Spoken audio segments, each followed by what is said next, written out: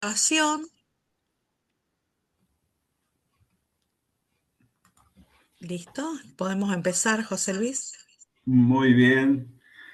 Bueno, eh, Dios les bendiga a cada uno y buenísimo que podemos estar ya en esta clase. Por supuesto, hablar del frío sería redundante, así que vamos a pasarlo de largo. Eh, bueno, quizás en primer lugar quería no hacer un largo repaso, sino preguntarles si más o menos se está comprendiendo la perspectiva desde la que estamos viendo el Antiguo Testamento. No va a ser eh, un panorama quizás libro por libro, sino ustedes eh, creo que habrán notado un poco que la perspectiva es desde lo que iniciamos definiendo un poco el reino de Dios como eh, el pueblo de Dios en el lugar de Dios bajo su gobierno y su bendición. Eso nos hace tener una perspectiva bastante amplia, cosa de poder encajar con de manera bien sistemática, digamos, en un sistema allí en donde el Antiguo Testamento lo podamos meter en tan poco tiempo de desarrollo que tenemos de la materia. Si hay alguien que quiera más o menos preguntar algo o ver si se está comprendiendo, me gustaría mucho para que podamos avanzar bien, todos entendiendo un poco el abordaje, ¿no es cierto?, de este panorama del Antiguo Testamento. Si, si quieren, levantan la mano o hacen alguna seña como para que podamos darle o habilitar el micrófono para preguntar o para decir alguna consideración.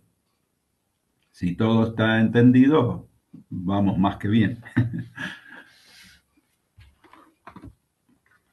Bueno, bueno, muy bien.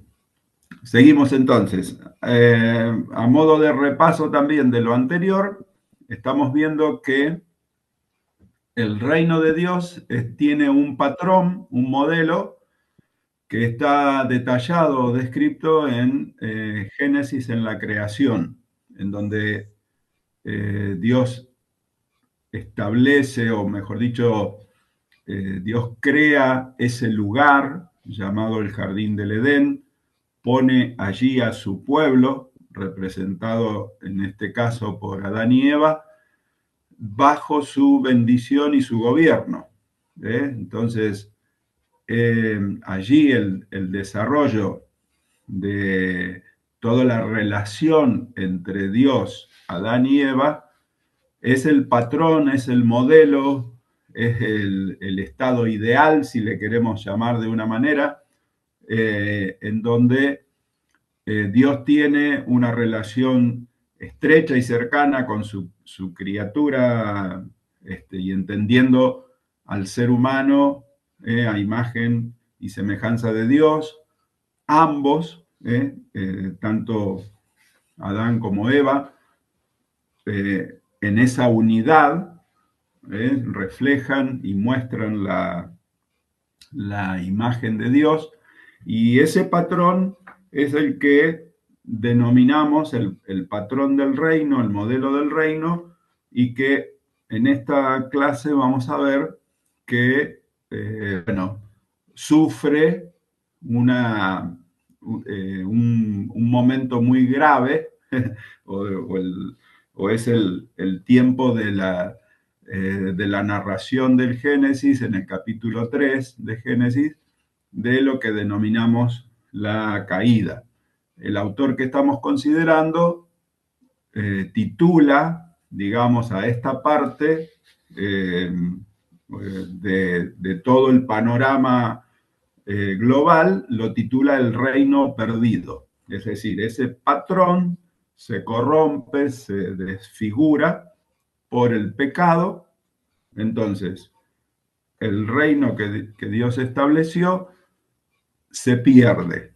Perdido no de que no hayas, de que no se pueda encontrar, sino perdido de desviado, ¿no? De salido de curso, si podemos decir. No es que no existe más, entonces está perdido, sino que se sale o se desvía. No sé si se entiende esa diferencia. Eh, entonces, cuando vamos a abordar ahora este reino perdido, ya tenemos en Génesis 3 también una idea de que Dios ya comienza a gestar, por decirlo, para nosotros desde nuestra perspectiva de tiempo. No es que a Dios se le ocurrió en el momento, porque uno de los atributos de Dios, que es todopoderoso, que es soberano, que es inmanente, es decir, que está fuera de la creación, entonces tenemos que tener en cuenta que Dios ya lo tenía todo claro desde antes, ¿no? A nosotros se nos dificulta la comprensión porque estamos en el tiempo. Para la eternidad, el Dios eterno no está modificado por el tiempo, pero nosotros sí. Entonces, el relato de Génesis 3 nos va a traer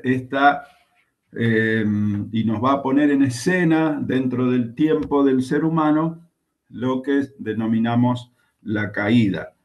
Hay muchísimas versiones, por decirlo de alguna manera, o formas de ver todo esto de que una serpiente hable, ¿no? Y tantas otras cosas que se desprenden después, conjeturas que se fueron haciendo, partiendo de, por ejemplo, teorías como la de Darwin, evolucionistas y tantas otras cosas que son meramente o totalmente humanistas, es decir, desde una perspectiva del hombre. Cuando todo lo miramos desde una perspectiva del hombre, vamos a caer en errores profundos y disparates, ¿no es cierto?, de toda clase o de toda índole.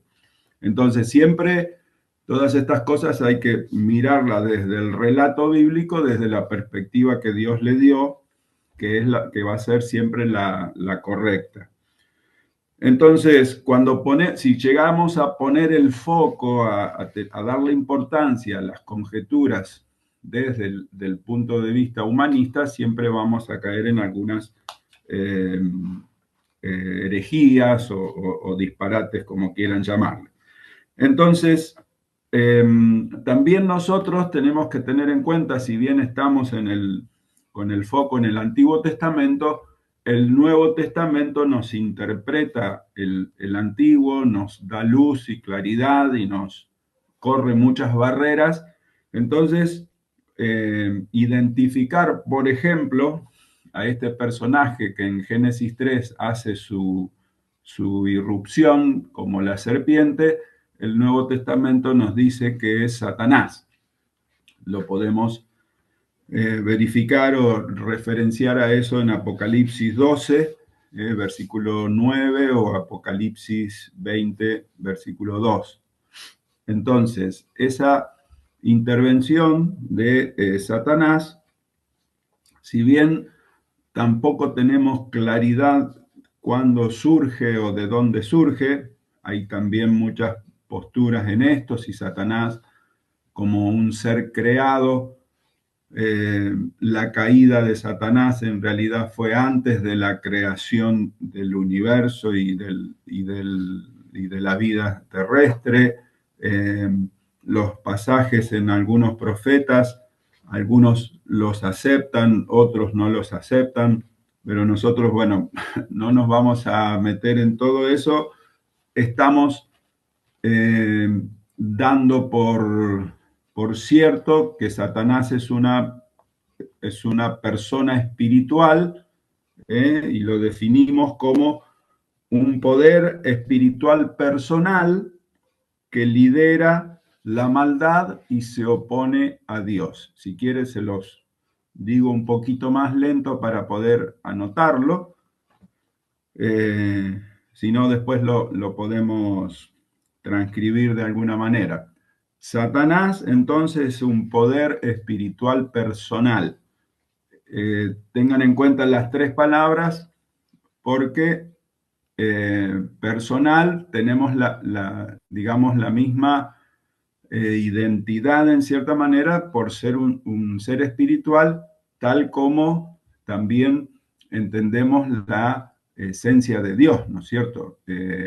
O, por ejemplo, cuando describimos al Espíritu Santo, decimos que el Espíritu Santo es, de acuerdo a la palabra de Dios, una persona espiritual porque siente, porque se entristece, porque puede ser apagado, etcétera, ¿no es cierto? Entonces, en cuanto a Satanás, también tendría esas características, por eso lo denominamos o decimos un poder espiritual personal.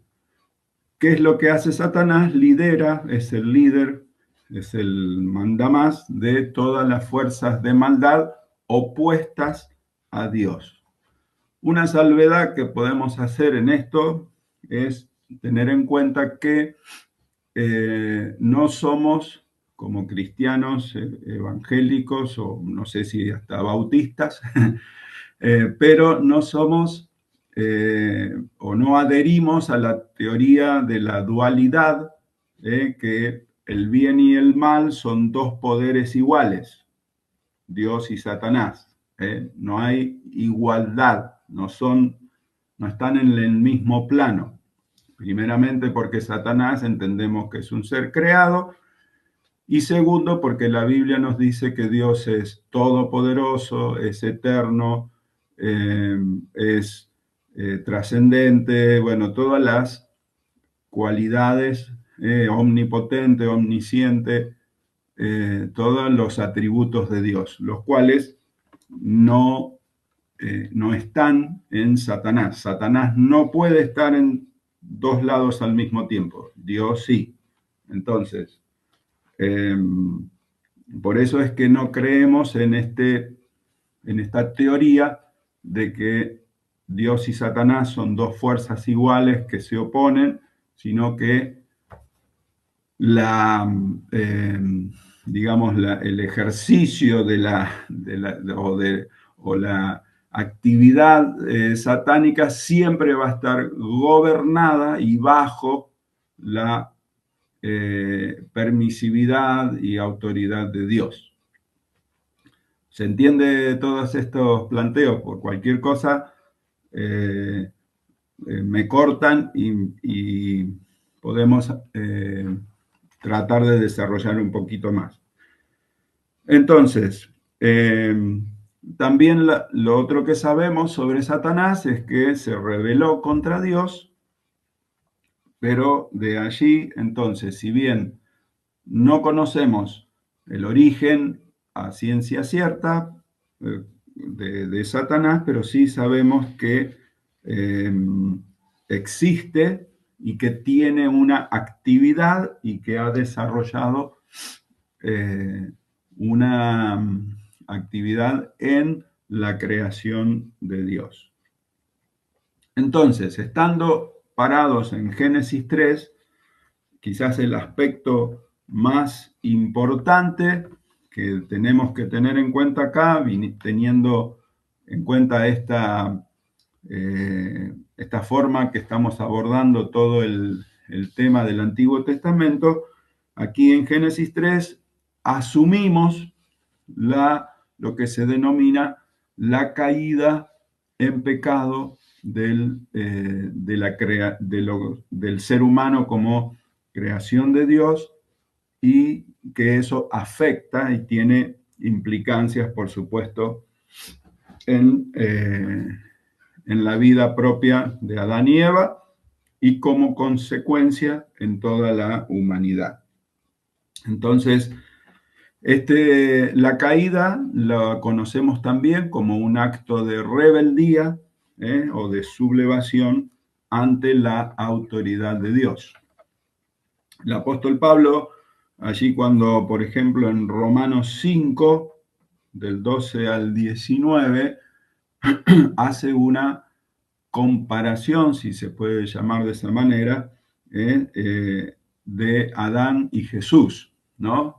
Diciendo como que por un hombre entró el pecado, y por el postrer Adán, esto es Jesucristo, entonces la salvación. Por eso es que siendo Jesús una persona real, histórica, que vino a la tierra, como consecuencia, Adán también, una persona real creada por Dios. Y allí también determinamos que Adán entonces resulta o al caer en pecado, establece, ¿no?, un parámetro que viene para todo ser humano, que es esta rebeldía, y toda la consecuencia de desgracia y corrupción que eso significa para toda la humanidad. Entonces, quizás también lo que tenemos que tener en cuenta en Génesis 3 con estas...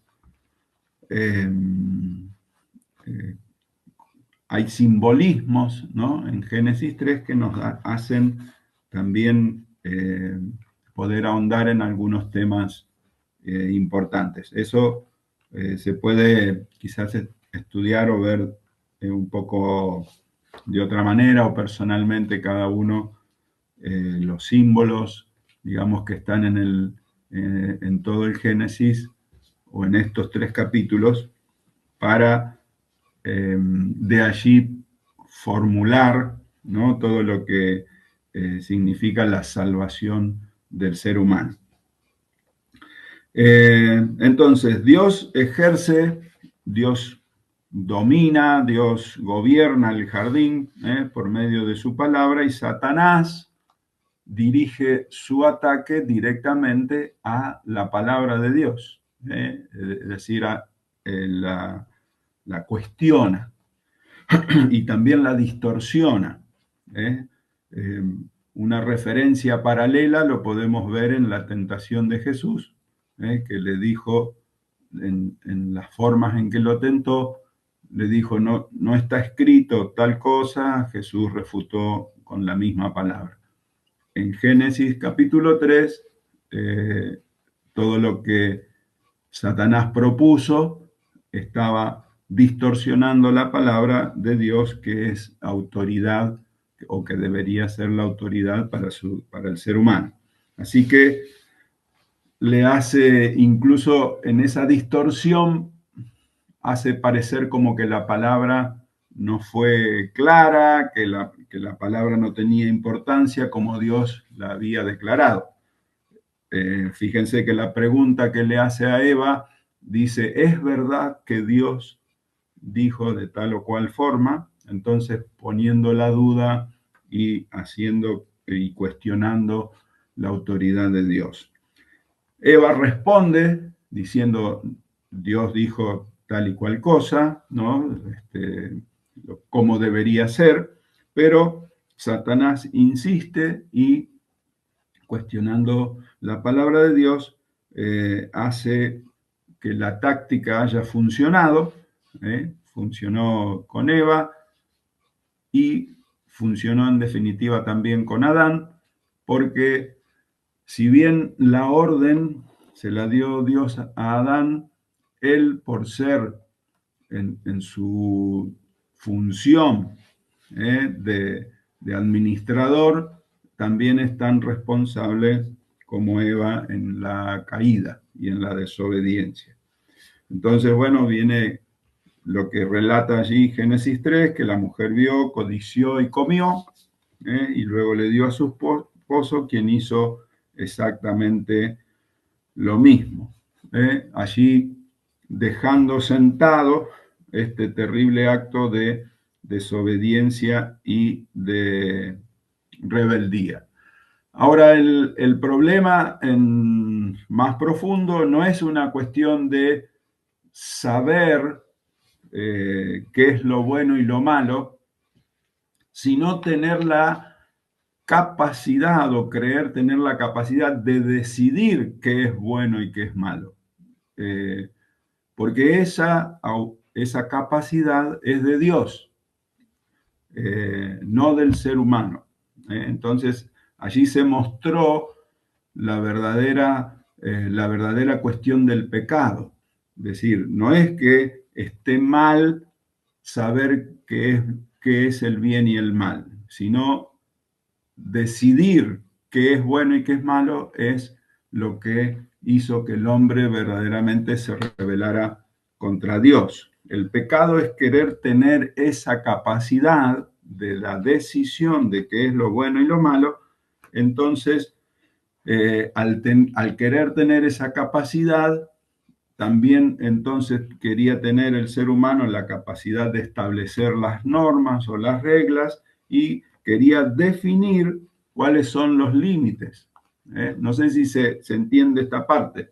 Eh, Quiere decir que cuando el ser humano peca, él quiere ser el gobernante en el reino de Dios. ¿Eh? El que tiene que gobernar es Dios, quien establece las reglas, los límites y las leyes.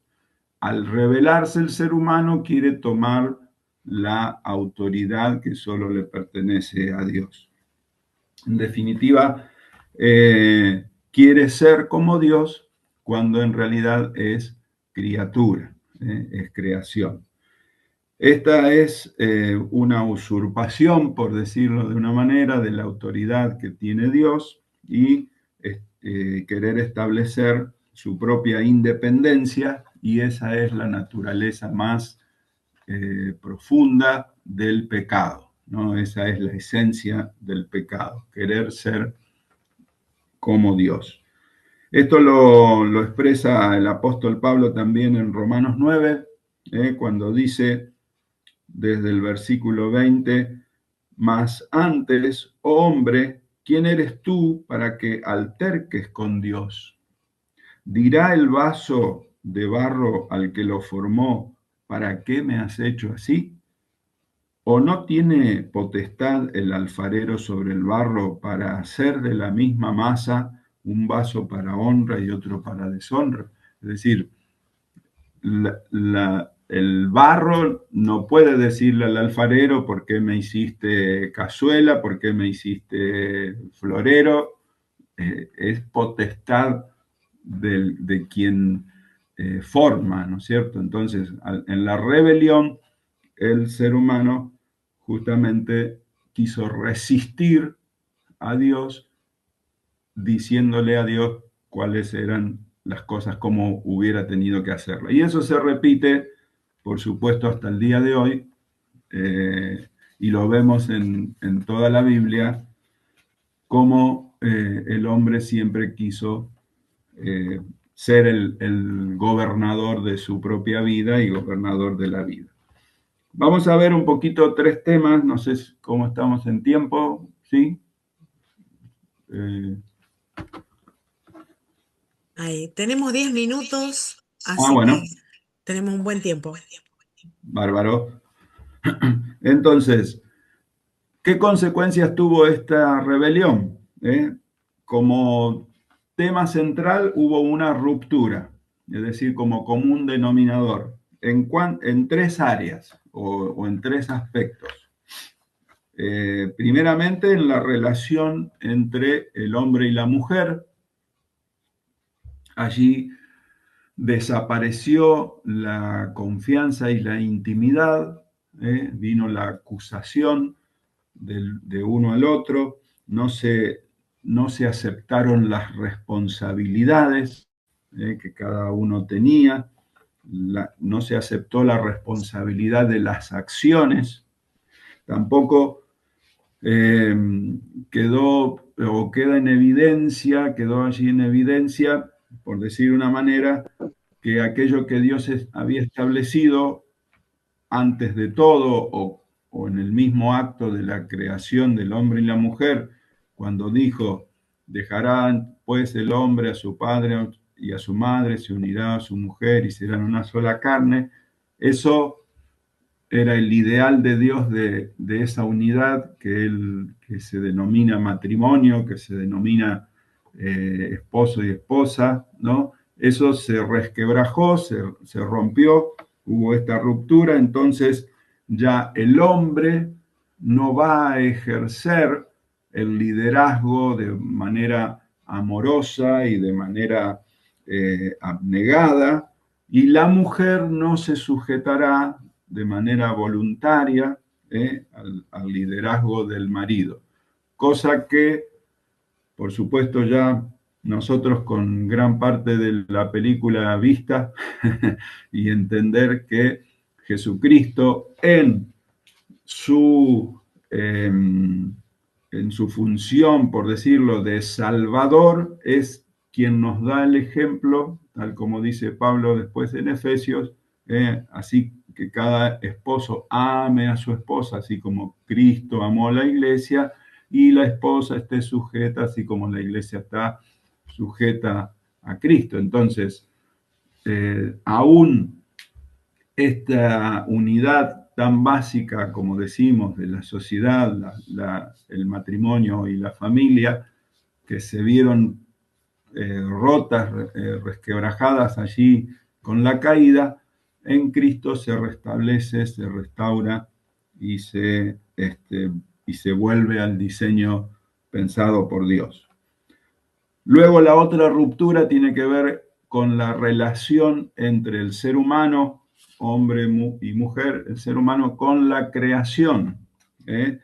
Allí Dios dijo que ahora habría que trabajar la tierra para obtener su fruto, con sudor y con lágrimas, habría que trabajar con días de frío, y ese trabajo debería ser arduo eh, por estas características.